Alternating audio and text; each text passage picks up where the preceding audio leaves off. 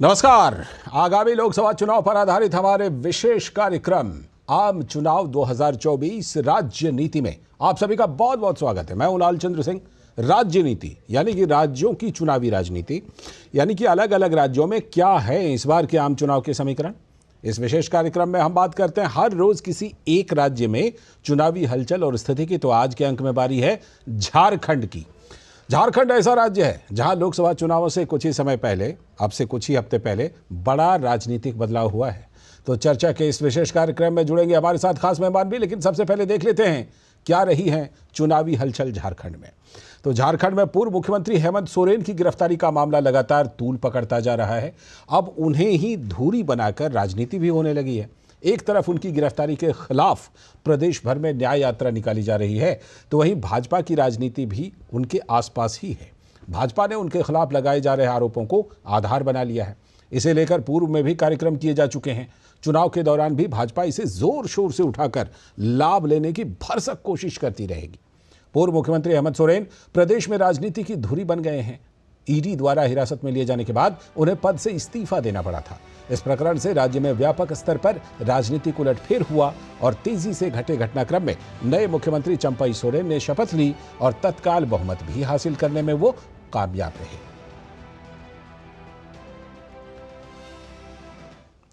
झारखंड के थोड़े से आंकड़ों की बात कर लेते हैं। सबसे पहले बात जनसंख्या की।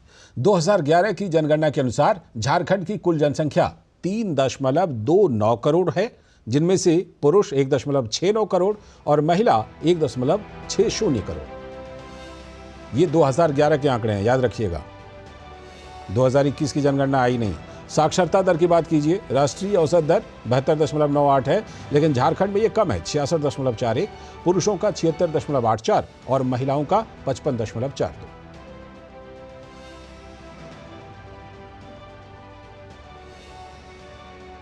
तो राष्ट्रीय औसत दर से ये कम है झारखंड का औसत दर। और अब बात कर लेते हैं मतदाताओं की संख्या की। झारखंड में लोकसभा चुनाव जो होने हैं उसमें कुल मतदाता 2.53 करोड़ हैं। पुरुष 1.29 करोड़, महिलाएं 1.24 करोड़ और थर्ड जेंडर के भी 469 लोग इस बार वोट डाल सकेंगे लोकसभा चुनाव के दौरान। हालांकि अंतिम सूची अभी भी प्रतीक्षित है, इंतजार है। और अब बात कर लेते हैं कि मुख्य राजनीतिक दल इस राज्य में कौन कौन से हैं। तो जैसा कि आप देख पा रहे हैं अपने स्क्रीन पर, भारतीय जनता पार्टी, झारखंड मुक्ति मोर्चा, भारतीय राष्ट्रीय कांग्रेस, आजसू और जेवीएम, ये 5 मुख्य प्लेयर हैं, 5 मुख्य खिलाड़ी इसे इन्हें आप कह सकते हैं। ये इस बार के मैदान में हैं। तो कैसा रहेगा झारखंड में लोकसभा चुनाव का हाल और किस तरह की बनेगी तस्वीर, क्या कुछ संभावनाएं हैं और कौन से मुद्दे हैं जिन पर की पार्टियां वहां पर अपनी बिसात बिछा रही हैं, चुनावी बिसात। इसी पर बात करने के लिए हमारे साथ 2 बेहद खास मेहमान जुड़ रहे हैं। समीर चौगांकर जी, वरिष्ठ पत्रकार, जुड़ चुके हैं हमारे साथ। बहुत बहुत स्वागत समीर चौगांकर जी। और साथ में हमारे साथ विनय कुमार जी भी हैं, जो कि वरिष्ठ पत्रकार हैं। बहुत बहुत स्वागत विनय जी आपका भी। मैं पहले रुख करता हूं विनय जी का। विनय जी, जिस तरह से हम झारखंड में देख रहे हैं कि क्या ऐसा लग रहा है कि जो घटनाक्रम वहां पर घटी, जिस तरह हेमंत सोरेन को इस्तीफा देना पड़ा, अभी भी वो हिरासत में हैं और चंपई सोरेन मुख्यमंत्री हैं, ऐसे में ऐसा लग रहा है कि हेमंत सोरेन की गिरफ्तारी, उनके ऊपर जो भ्रष्टाचार के आरोप हैं, उसी के आसपास काफी हद तक लोकसभा चुनाव की बिसात बिछने वाली है। देखिए, निश्चित रूप से जो लोकसभा का चुनाव होने जा रहा है तो उसमें एक तो मोदी की लोकप्रियता सबसे महत्वपूर्ण होगा, क्योंकि इस समय मोदी बहुत लोकप्रिय है और उनका जो जन कल्याणकारी कार्य है, जो जनता से उन्होंने कनेक्ट किया है, जनता के कल्याण के लिए उन्होंने जो कार्य किया है, वो बहुत महत्वपूर्ण होगा। उसके अलावा झारखंड में जो हेमंत सोरेन की गिरफ्तारी हुई, तो इस मामले को लेकर भी भारतीय जनता पार्टी बहुत आक्रामक है। खास करके छात्रों का परीक्षा को लेकर के भी भारतीय जनता पार्टी बहुत आक्रामक है। ऐसे में जहाँ तक झारखंड मुक्ति मोर्चा का सवाल है और इंडिया गठबंधन का सवाल है, चूंकि झारखंड में इंडिया गठबंधन या इंडी गठबंधन जो आप कहें, वो अभी इंटैक्ट, कांग्रेस भी झारखंड मुक्ति मोर्चा के साथ है, वाम दलों के साथ है, और सीटों के तालमेल को लेकर भी बातचीत हो रही है इन लोगों में, और आपसी सौहार्द के साथ बातचीत भी हो जाएगी। तो 1-to-1 देने का प्रयास किया जा रहा है, लेकिन पिछले बार का अगर आप रिजल्ट देखें तो 11 सीट पर भारतीय जनता पार्टी और 1 सीट पर उनकी सहयोगी आजसू ने जीत दर्ज किया था, और केवल 2 सीटें मिली थी, इसमें से एक कांग्रेस को और एक झारखंड मुक्ति मोर्चा को। इवन शिबू सोरेन जो सबसे बड़े कद्दावर नेता इस इलाके के हैं, झारखंड के सबसे कद्दावर नेता माने जाते हैं, वो भी दुमका से अपनी सीट बचाने में कामयाब नहीं हो पाए, जो हेमंत सोरेन के पिता है और दिसोम गुरु के नाम से जाने जाते हैं। बाद में उन्होंने राज्यसभा की सदस्यता स्वीकार कर ली और राज्यसभा के इस समय शिबू सोरेन सदस्य हैं। तो मुझे लगता है कि इस बार का भी दिलचस्प चुनाव होगा और भ्रष्टाचार एक मुद्दा रहेगा, और मोदी की लोकप्रियता एक बड़ा मुद्दा रहेगा। मैं लौटता हूं आपके पास, समीर जी का रुख करता हूं। समीर जी, जिस तरह से कि हमने देखा था कि हेमंत सोरेन ने लास्ट में भी, आखिर में भी वो कार्ड खेलने की कोशिश की थी जब विधानसभा में उन्होंने अपना संबोधन दिया था। अब सवाल ये है कि भारतीय जनता पार्टी ने जिस तरह से बाबूलाल मरांडी जी को फिर से आगे किया है, और हम जानते हैं कि जिस समय झारखंड बना था उस समय बाबूलाल मरांडी की जो छवि बनी थी वो एक विकास पुरुष की बनी थी, उन्होंने झारखंड में बहुत सारे बुनियादी काम भी किए थे। तो हेमंत सोरेन ने जो वहाँ पर एक कार्ड खेलने की कोशिश की, भारतीय जनता पार्टी उसका किस तरह से काट कर पा रही है, कैसे उसका काट दे पा रही है? समीर जी। देखिए, मुझे लगता है कि 2024 का जो लोकसभा चुनाव है प्रधानमंत्री मोदी के नाम और उनके चेहरे पर लड़ा जाएगा। तो मुझे नहीं लगता कि हेमंत सोरेन ने अगर आदिवासी कार्ड चला होगा और ये कहने की कोशिश की होगी कि एक आदिवासी मुख्यमंत्री को किस तरीके से परेशान किया जा रहा है केंद्रीय एजेंसी के द्वारा, और उसके द्वारा वो आदिवासी वोटों को पोलराइज करना चाहेंगे, तो मुझे लग रहा है उसमें उन्हें सफलता नहीं मिलेगी। भारतीय जनता पार्टी ने जिस तरीके से 2019 के लोकसभा चुनाव में प्रदर्शन किया था झारखंड के अंदर, मुझे लग रहा है वैसा ही प्रदर्शन भारतीय जनता पार्टी का इस बार भी लोकसभा चुनाव में होने वाला है। देखिए, लोकसभा चुनाव के बाद झारखंड के अंदर साल के अंत में विधानसभा चुनाव भी होने वाले हैं। तो जिस तरीके से पिछली बार आप देखेंगे विधानसभा चुनाव में रघुवर दास की सरकार थी भारतीय जनता पार्टी की 5 साल की, और वो पहली सरकार थी जिस मुख्यमंत्री ने अपना कार्यकाल पूरा किया था, वरना झारखंड में किसी भी मुख्यमंत्री ने अपना कार्यकाल पूरा नहीं किया। रघुवरदास ने अपना कार्यकाल पूरा किया, लेकिन रघुवरदास के खिलाफ इतना आक्रोश था कि वो खुद भी चुनाव हारे और भारतीय जनता पार्टी को भी इन्होंने चुनाव हरवा दिया था। तो मुझे लग रहा है कि उस अनुभव से भारतीय जनता पार्टी ने अपनी गलतियों से सीखा होगा, और विधानसभा चुनाव में भारतीय जनता पार्टी जरूर इस बात का विशेष ध्यान रखेगी कि ऐसी स्थिति उत्पन्न न हो। लेकिन 2024 का जो लोकसभा चुनाव है वो प्रधानमंत्री मोदी के नाम पर लड़ा जाएगा, उसमें कोई भी स्थानीय लीडर की बहुत बड़ी भूमिका नहीं होने वाली है, और मुझे लगता है कि 14 की 14 सीटें भारतीय जनता पार्टी इस बार, ऐसा लगता है कि वहां पर बढ़त ले सकती है भारतीय जनता पार्टी। ठीक है, वो जो आप बात कह रहे हैं उस पर हम लोग और चर्चा को आगे बढ़ाएंगे, लेकिन जरा देख लेते हैं, आपने लोकसभा चुनाव की भी बात की कि किस तरह से वहां पर रहे थे, तो क्या कुछ लोकसभा चुनाव की सीटें हैं उसको पहले देख लेते हैं, फिर आप दोनों के पास मैं लौटता हूं और फिर इस पर हम लोग जो है चर्चा करेंगे। लेकिन जरा देख लेते हैं कि क्या कुछ है झारखंड में। दरअसल अगर लोकसभा सीटों की बात करें तो 14 लोकसभा सीटें आती हैं।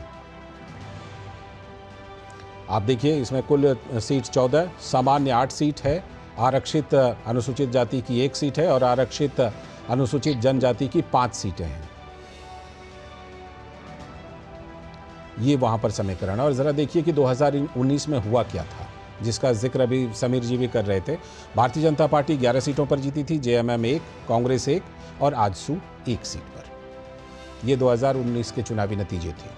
तो काफ़ी बढ़त ले रखी थी बीजेपी ने। वोट शेयर पे देख लीजिए, 50% से भी ऊपर, लगभग 52 कह लीजिए, 51.61% भारतीय जनता पार्टी, कांग्रेस 15.83, उसके बाद झारखंड मुक्ति मोर्चा 11.66, उसी तरह से बाकी पार्टियों को 5.10, जेवीएम को और आजसू को 4.39।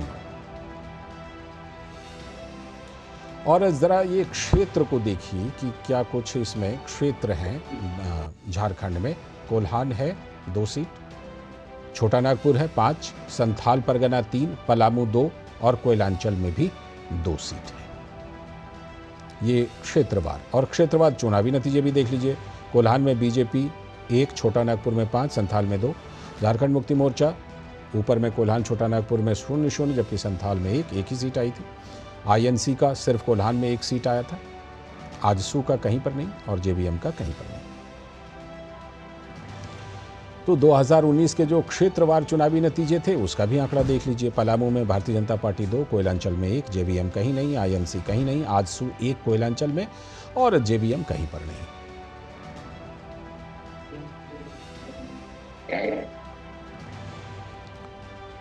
तो ये जो दिलचस्प आंकड़े हैं इस पर हमने बात की और हमारे साथ दोनों खास मेहमान जुड़े हुए हैं। मैं विनय जी का रुख करता हूं। विनय जी, जिस तरह से कि अब से ये जो पूरा ये राजनीतिक घटनाक्रम चला, सरकार वहां पर बदली, उससे पहले भारतीय जनता पार्टी ने बाबूलाल मरांडी के नेतृत्व में वहां पर एक राज्य भर की वो पूरी यात्रा निकाली थी। क्या लगता है कि भारतीय जनता पार्टी ने काफी पहले से तैयारी कर रखी है चुनाव की, और उसके मुकाबले उनके बरक्स जो विपक्ष में या वहां पर कहिए सत्ता पक्ष, क्योंकि वहां तो वो सत्ता पक्ष में है, उनकी क्या तैयारी? नहीं, देखिए, सत्ता पक्ष की भी तैयारी है, ऐसी नहीं बात है कि उसकी तैयारी नहीं है। चूंकि मुख्यमंत्री जब हेमंत सोरेन थे तब भी हर प्रमंडल में कार्यक्रम आयोजित कर रहे थे, जिला स्तर पर कार्यक्रम आयोजित कर रहे थे, अगुआ योजना, विकास योजनाओं को लेकर जा रहे थे, जनता के बीच जा रहे थे। और जब वो भ्रष्टाचार के मामले में अभी जेल में है, तो फिर चंपई सोरेन जो बने हैं, तो चंपई सोरेन भी जा रहे हैं, प्रमंडल में कार्यक्रम कर रहे हैं, गरीबों को जो मकान देने की अगुआ योजना है वो मकान प्रदान कर रहे हैं। तो ये भी अपने स्तर से, अभी तो सरकारी स्तर पर कार्यक्रम हो रहा है, क्योंकि अभी तो चुनाव घोषित नहीं हुआ है, कोई आचार संहिता लगा नहीं है, तो मुख्यमंत्री सक्रिय है। विपक्ष के और जो अगर झारखंड में कहे तो सत्ता पक्ष के लोग सक्रिय है, और अगर लोकसभा के परिप्रेक्ष्य में कहे तो विपक्ष कह सकते हैं इसको, इंडिया गठबंधन के जो लोग हैं ये भी सक्रिय है। तो मुझे लगता है कि ये भी मुकाबला करने के लिए तैयार है। लेकिन भारतीय जनता पार्टी की अगर कार्यशैली को आप देखेंगे और जो उनके जो संगठन है, आरएसएस वगैरह जो उनके संगठन, वो सालों भर काम करते रहते हैं। जी जी जी। कार्यकर्ता भी सालों भर सक्रिय रहते हैं, कोई एक दिन नहीं। ये 24/7 वाली पार्टी हो गई है। इसके कार्यकर्ता सालों भर सक्रिय रहते हैं। और जो भारतीय जनता पार्टी का अभी वर्तमान स्वरूप है, नरेंद्र मोदी और अमित शाह का जो भारतीय जनता पार्टी है, ये भारतीय जनता पार्टी जीतने में विश्वास करती है, बिल्कुल, कि किस तरह से हमको जीत मिलना चाहिए। तो ये इसके कार्यकर्ता, ये अपने कार्यकर्ताओं को हर बार टास्क देते रहते हैं, कोई न कोई कार्यक्रम चलाते रहते हैं, लोगों को जोड़ने का काम करते रहते हैं, तो ये चलते रहता है। ठीक है। तो इनकी भी तैयारी है, लेकिन यहाँ हेमंत सोरेन की भी तैयारी है, उनकी भी तैयारी को कम मत आंकिए, वो भी अपनी तरफ से तैयारी कर रहे हैं। और चूंकि गठबंधन जब होगा तो 1-to-1 मुकाबला होगा, तो इसलिए मुकाबला तो संघर्षपूर्ण होगा। लेकिन ये क्या है कि ये लोकसभा का चुनाव है, ये विधानसभा का चुनाव नहीं। अगर ये विधानसभा का चुनाव होता तो हेमंत सोरेन या चंपई सोरेन का चेहरा होता और एक तरफ बाबूलाल का। अब क्या है कि इधर चेहरा नरेंद्र मोदी का है, जिनकी लोकप्रियता बिल्कुल बिल्कुल, और उधर इस चीज की कहीं ना कहीं कमी है। ठीक है, देश दुनिया में इनकी लोकप्रियता नरेंद्र मोदी की है। लौटता हूं उनके मुकाबले कोई चेहरा उधर दिखाई नहीं पड़ रहा है कि उनका मुकाबला कौन करेगा। ये एडवांटेज। लौटता हूं आपके पास। लोग चुनाव में देखते हैं जो फेंस पर बैठे वोटर हैं, वो वोटर भारतीय जनता पार्टी के साथ, क्योंकि प्रधानमंत्री के चेहरे के साथ जाएंगे, तो उसमें थोड़ा सा हेमंत सोरेन को दिक्कत होगी। निश्चित रूप से इसका फायदा भारतीय जनता पार्टी को मिलता है, और जबकि जो मुकाबले में होते हैं उनको उसका कहीं ना कहीं उसका नुकसान होता है। मैं लौटता हूँ चेहरे का। ठीक है, लौटता हूँ आपके पास। समीर जी, जैसा कि हमने देखा कि प्रधानमंत्री ने विकसित भारत संकल्प यात्रा की शुरुआत झारखंड से ही की थी, और बिरसा मुंडा जो कि वहाँ पर भगवान माने जाते हैं, समीर जी, उनके जन्मस्थल पर गए थे, वहाँ से पीएम जनमन की शुरुआत की आदिवासियों के कल्याण के लिए। ये तमाम चीज़ें जो हैं, और जैसा हम जानते हैं कि झारखंड आदिवासियों के लिए वो राज्य बना था, उसी आधार पर उसका निर्माण हुआ है। तो तमाम जो एसटी कम्युनिटी को लेकर, अनुसूचित जनजाति को लेकर के जो केंद्र सरकार की योजनाएं हैं, वो भी काफ़ी हद तक असर डालेंगी। इन चीज़ों का असर पड़ेगा। निश्चित रूप से उसमें कोई दो राय नहीं। देखिए 15 नवंबर को बिरसा मुंडा के जन्म दिवस पर प्रधानमंत्री मोदी झारखंड गए थे जी। और उन्होंने जनजातीय गौरव दिवस की घोषणा की थी उस दिन मनाने की 15 नवंबर को। इसके अलावा आप देखेंगे कि सबसे बड़ी बात प्रधानमंत्री नरेंद्र मोदी ने एक आदिवासी महिला को देश का राष्ट्रपति बनाया है, द्रौपदी ये भी बड़ी बात सही। ये एक बड़ा संदेश आदिवासी समाज के बीच में है कि प्रधानमंत्री नरेंद्र मोदी एक आदिवासी समाज को कितना सम्मान देते हैं। मुझे लगता है ये एक बहुत बड़ा मैसेज आदिवासी समाज के बीच में जाने वाला है। इसके अलावा आप देखेंगे केंद्र सरकार के जो मंत्रालय है उन्होंने अभी 25,000 करोड़ की एक योजना शुरू की थी, जिसके अंदर आदिवासियों के अंदर भी जो बहुत ज्यादा गरीब है उनके लिए स्वास्थ्य की, एजुकेशन की, पानी की बेसिक सुविधाओं के लिए एक योजना शुरू की थी। और केंद्र सरकार के अधिकारी आदिवासी क्षेत्रों में गए, उनकी समस्या को समझा और उनके जो योजनाएं रखती है वहां लागू करने की कोशिश की है। तो मुझे लग रहा है प्रधानमंत्री मोदी ने लगातार जिस तरीके से आदिवासी समाज के लिए काम किया है, प्रधानमंत्री मोदी सबका साथ सबका विकास की बात करते हैं। वो खास तौर से आदिवासी समाज के लिए पूरे देश के अंदर उन्होंने संदेश देने की कोशिश की है। अभी देखिए कुछ दिन पहले मध्य प्रदेश के आदिवासी क्षेत्र में मंडला में प्रधानमंत्री मोदी की रैली भी, वो आदिवासी क्षेत्र आता है। राजस्थान में प्रधानमंत्री मोदी चुनाव जब हुए थे तो आदिवासी क्षेत्र के अंदर गए थे। गुजरात में जब मुख्यमंत्री थे तो आदिवासी सीटों के ऊपर आदिवासी क्षेत्र में उन्होंने बहुत ज्यादा काम किया है। तो मुझे लग रहा है प्रधानमंत्री मोदी के क्षेत्र में आदिवासी विशेष रूप से टारगेट रहे, जिसका उत्थान प्रधानमंत्री मोदी की योजना में होता रहा और इसका फायदा मिलना है। और द्रौपदी मुर्मू के रूप में जिस राष्ट्रपति पद पर बिठाया एक आदिवासी को, मुझे लग रहा है इसका भी फायदा भारतीय जनता पार्टी को निश्चित रूप से मिलने वाला है। इन सब चीजों का मिलेगा। और आप दोनों के पास मैं लौटूंगा, लेकिन मैं जरूर ये बताऊं कि झारखंड एक ऐसा राज्य है जहां पर कि अभी जब लोकसभा चुनाव होने हैं उसके बाद इसी साल के आखिर तक में वहाँ विधानसभा चुनाव भी होना है। तो ज़रा उसके भी डेटा बताते हैं, उसके आंकड़े देख लेते हैं, फिर आप लोगों के पास मैं लौटता हूँ। झारखंड के विधानसभा चुनाव की बात करें तो 81 सीटें हैं कुल। बिहार से कटकर ये बना था राज्य। सामान्य 44 है, SC 9 और ST 28। इसके साथ ही आप ज़रा देखें कि 2019 में कैसा प्रदर्शन रहा था। JMM 30, BJP 25, INC 16 मिलकर सरकार बना ली थी, JVM 3, आजसू 2 और अदर्स 5। और ज़रा वोट परसेंट देखिए कि विधानसभा में कैसा रहा था। BJP 33.37, JMM 18.72, INC 13.88 और JVM 5.45 और जो आजसू है वो 8.10। तो आप ज़रा देख लीजिए कि किस तरह से ये अंतर है कि झारखंड में जब लोकसभा चुनाव हुआ तो वहाँ पर भारतीय जनता पार्टी का वोट जो है वो 52% के आसपास था और विधानसभा चुनाव में ये 33.37% दिखाई पड़ा। सीधे चलते हैं, लेकिन ये देखिए कि वोट प्रतिशत के मामले में विधानसभा चुनाव में भी भारतीय जनता पार्टी का सबसे ज़्यादा है। ये एक बड़ा फैक्टर है। इसका मतलब ये हुआ कि कहीं ना कहीं जो दूसरी पार्टियां हैं वो मिल गईं तो भारतीय जनता पार्टी सत्ता से बाहर हुई, दूसरे नंबर की आ गई। बहुत ज़्यादा अंतर नहीं था, 25 सीटों के साथ दूसरे नंबर पर थी भारतीय जनता पार्टी। तो इसी पर बात करने के लिए हमारे साथ दोनों खास मेहमान जुड़े हुए हैं। मैं रुख करता हूं अपने दोनों मेहमानों का। विनय जी, जो वोट प्रतिशत की हमने और सीटों की जानकारी दी, हमने देखा कि करीब करीब ना लगभग जो है 13-14% या उससे ज़्यादा ही कहिए, 33 दशमलव कुछ था तो 18% के आसपास, ठीक है, 18% के आसपास वोट कम आया विधानसभा चुनाव में बीजेपी को, लेकिन फिर भी वोट प्रतिशत के मामले में सबसे बड़ी पार्टी थी और उसके आसपास भी कोई दूसरी पार्टी नहीं थी। तो क्या ऐसा फैक्टर रहा था जो पिछली बार विधानसभा चुनाव में बीजेपी दूसरे नंबर की पार्टी बन गई?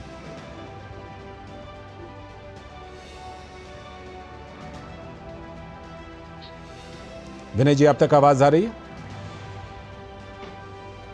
लगता है विनय जी तक आवाज नहीं जा रही है। सीधे सवाल में यही वाला सवाल समीर जी के पास लेकर चलता हूं। समीर जी, क्या ऐसा कारण रहा होगा जिसकी वजह से ऐसा लगता है कि करीब करीब 18% वोटों की गिरावट हुई, लेकिन फिर भी नंबर 1 थी, आसपास किसी का वोट प्रतिशत नहीं था, लेकिन उसके बावजूद दूसरे नंबर पर बीजेपी आई विधानसभा चुनाव में? देखिए, मुझे लगता है कि रघुवर दास को मुख्यमंत्री बनाने का जो निर्णय लिया गया था जी, तो मैं आता हूं विनय जी आपके पास आता हूं, पहले समीर जी से बात कर लेते हैं फिर विनय जी के पास। हाँ बोलिए। रघुवर दास ने जिस तरीके से 5 साल कार्यकाल चलाया था और उसके कारण पार्टी के अंदर बहुत असंतोष उभरा था रघुवर दास से कामकाज के कारण। जनता के अंदर भी इस बात का बहुत आक्रोश था और आदिवासियों के भी संदेश चला गया था कि रघुवर दास जो काम कर रहे हैं वो आदिवासी समाज के खिलाफ है और आदिवासियों की जमीन उद्योगपतियों को बेचने की भूमिका भारतीय जनता पार्टी निभा रही है, रघुवर दास निभा रहे। इस तरह के आरोप भी रघुवर दास पे लगे थे और मुझे लग रहा है यही एक बड़ा कारण रहा था भारतीय जनता पार्टी के विरोध में जाने का, जिसके कारण रघुवर दास एक मुख्यमंत्री के रूप में आ रहे थे। और उसके आप देखिए, सरयू राय एक बड़े नेता है, बिहार झारखंड के बड़े नेता भारतीय जनता पार्टी के रहे थे, बड़े ईमानदार नेता रहे। सरयू राय ने पार्टी छोड़ी, निर्दलीय चुनाव लड़े और निर्दलीय उन्होंने मुख्यमंत्री को चुनाव हराया और सरयू राय ने पार्टी छोड़ दी थी। तो मुझे लग रहा पार्टी के अंदर जो असंतोष था वह भी एक बड़ा कारण रहा था। समय रहते अगर रघुवर दास को मुख्यमंत्री पद से हटा के किसी नए चेहरे को लेके आते आदिवासी को, तो शायद भारतीय जनता पार्टी फिर से सरकार बना लेती। मुझे लग रहा फिर उसके बाद रघुवर दास को गवर्नर बनाकर भेज दिया गया, तो रघुवर दास झारखंड की राजनीति में नहीं है। तो मुझे लग रहा है इस बार जो चुनाव होंगे उसमें भारतीय जनता पार्टी पूर्ण बहुमत की अपने दम पर सरकार, आपको लग रहा है कि इस बार वो चीजें होंगी। ठीक है विनय जी, जो बात समीर जी जिक्र कर रहे हैं उसमें अब दो बदलाव आ गया है। एक तो अब रघुवर दास नहीं बल्कि अब कमान जो है वो बाबूलाल मरांडी के हाथ में है, पहली बात। दूसरी बात ये कि समीर जी जो जिक्र कर रहे थे कि आदिवासी वोट, ठीक है, वहाँ पर गैर आदिवासियों का भी वोट जो है वो बड़ी तादाद में है, ये भी बात है। तो ये दोनों जो फैक्टर हैं इनको मिलकर के आगे विधानसभा चुनाव में किसकी संभावना आपको ज्यादा दिख रही है? देखिए 73% वोट है गैर आदिवासी का, बिल्कुल और बिल्कुल 27% आदिवासी का जी। और एक जो नेता की हम लोग चर्चा नहीं कर पाए वो है अर्जुन मुंडा, जो अभी जनजाति मंत्री है भारत सरकार में। उनकी भी बड़ी भूमिका होगी क्योंकि वो आदिवासी क्षेत्र में काफी काम कर रहे हैं और खूंटी आदिवासी बहुल क्षेत्र से वो सांसद में, खूंटी सुरक्षित क्षेत्र से जहाँ बिरसा मुंडा की जन्मस्थली वगैरह है, तो उसी क्षेत्र से वो सांसद भी है। तो उनकी भी एक बड़ी भूमिका होगी। मुख्यमंत्री भी वो 3 बार रहे हैं झारखंड के, और उनको प्रधानमंत्री ने जो जिम्मेदारी दी तो आदिवासी के लिए सिकल सेल जो बहुत बड़ा मुद्दा है, जो बीमारी सिकल सेल की होती है आदिवासियों में, तो उसको कैसे खत्म किया जाए इस पर बहुत काम कर रहे हैं अर्जुन मुंडा।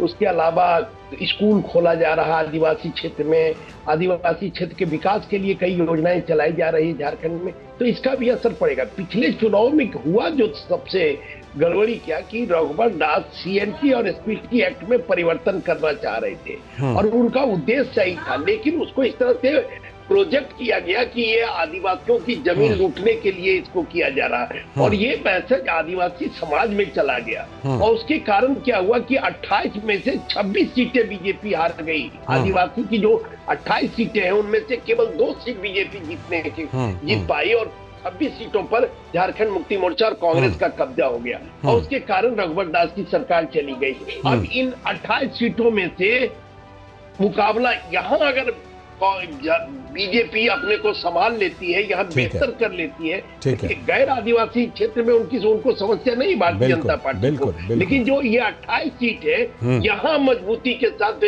बीजेपी को खड़ा होना पड़ेगा। और मुझे लगता है कि अर्जुन मुंडा और बाबूलाल मरांडी एक साथ अगर कंपेयर करेंगे इन क्षेत्रों में, तो भारतीय जनता पार्टी के लिए अच्छी स्थिति होगी। बिल्कुल, उनकी राहें आसान हो जाएंगी। शिबू सोरेन, हेमंत सोरेन की अच्छी पकड़ मानी जाती है आदिवासी इलाकों में, क्योंकि शिबू सोरेन वहाँ सबसे बड़े नेता के रूप में रहे हैं, आंदोलनकारी रहे हैं, आंदोलन की उपज रहे हैं, इसलिए उनका मुकाबला बाबूलाल और अर्जुन मुंडा साथ मिलकर एकजुट होकर कर सकते हैं। अगर एकजुट होकर किए और प्रधानमंत्री का होगा तो असर पड़ेगा। ठीक है, अब एक अपडेट ये भी है वो जो कि हम अपने दर्शकों को ज़रूर बता दें कि इन दिनों जो इंडी अलायंस बन रही है ना, उसमें अभी झारखंड में तस्वीर साफ नहीं है कि कितनी सीटों पर कांग्रेस, कितनी सीटों पर जेएमएम, लेकिन आने वाले दिनों में हो सकता है कि ये तस्वीर साफ हो जाए। बहुत बहुत शुक्रिया समीर चौगांकर जी आपका जुड़ने के लिए, और विनय कुमार जी आपका भी जुड़ने के लिए बहुत बहुत शुक्रिया इस खास शो में, इस खास चर्चा में। तो आज की राजनीति में बात झारखंड की हमने की, कल फिर या आगे हम फिर दूसरे राज्यों की बात करेंगे, और इसी तरह हर एक दिन एक राज्य की जो राजनीति है उसकी चर्चा हम लोग करते रहेंगे। फिलहाल इस स्पेशल प्रोग्राम में इतना ही। नमस्कार।